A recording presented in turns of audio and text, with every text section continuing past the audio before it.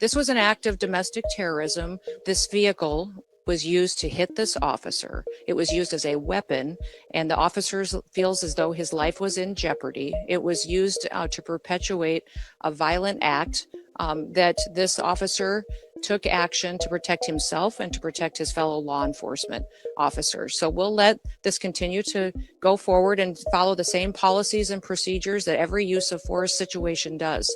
But we've had almost over 100 times that these vehicles have been used to ram law enforcement officers and to do damage and to harm them.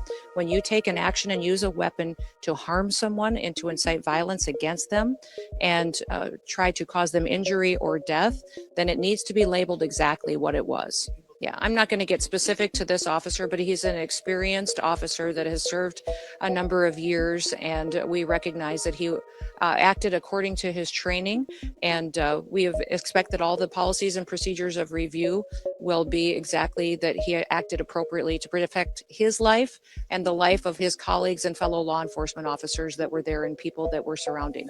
I'd like to know where they've been and why they're not out on the streets investigating all of these people that are harassing and inciting violence on law enforcement officers right now.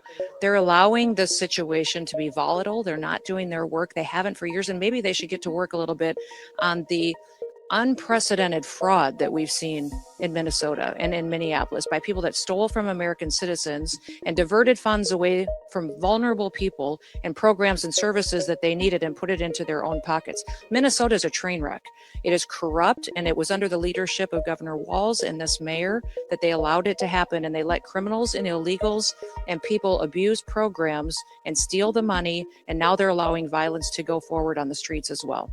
So I'd like to encourage all of you that when you see a CBP officer, an ICE officer, anyone serving in federal, state, or local who are pledging their lives and taking an oath to protect their communities and their country and the people that live there, that you thank them. Do something nice for them. Buy them lunch.